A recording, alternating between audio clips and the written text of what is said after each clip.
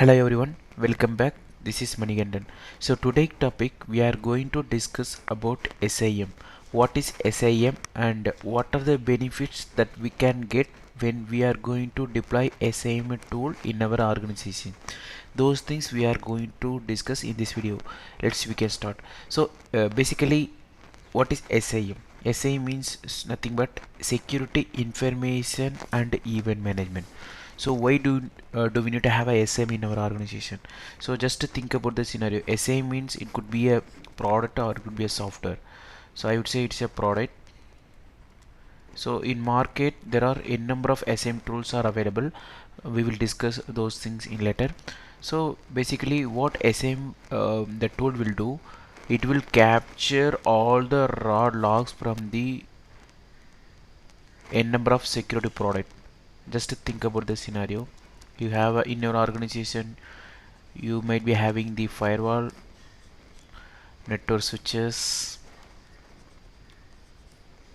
then servers,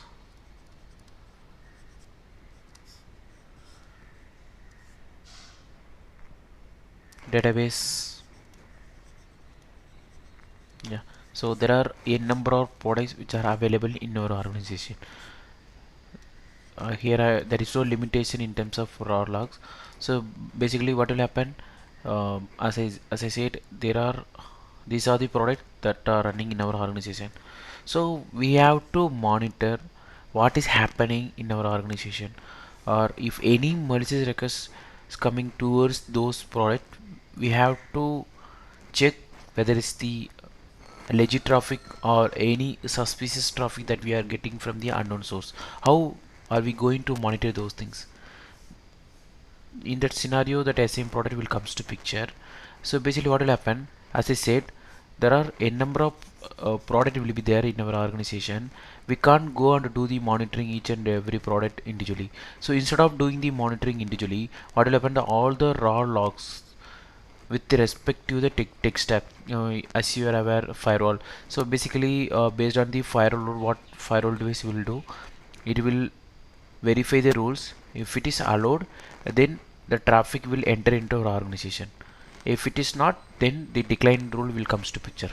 That is how that firewall device will do this its activity. So when it comes to switches, as you are aware, if it is a broadcast related traffic or unicast multicast, whatever it is, that switch will do accordingly up to the mechanism of the switch, servers and data, vice versa.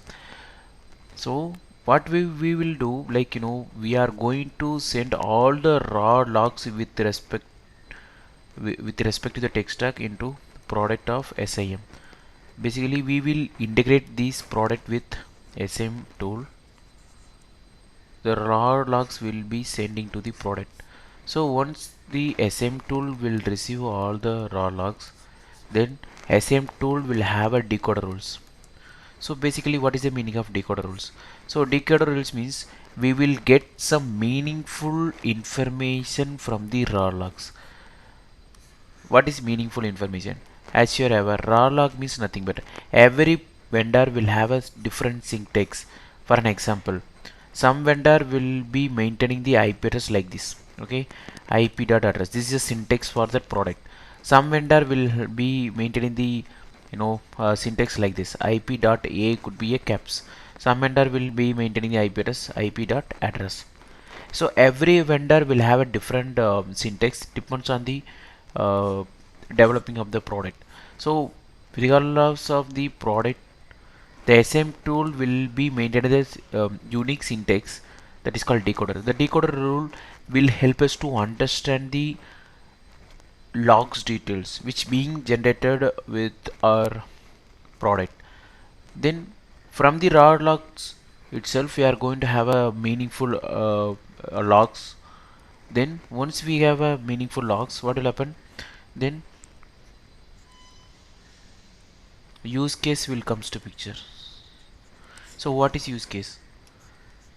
So use case means nothing but you can see, if my firewall will getting n number of failed login attempts, n number of failed login attempts. So what as a SIEM admin will do, they will do some configuration in the SIEM product itself. What is the configuration? They will maintaining like this. So if any product will get more than 5 login attempts or more than 3 login attempts, depends on the use case, that product should generate some security incident. That is called use case.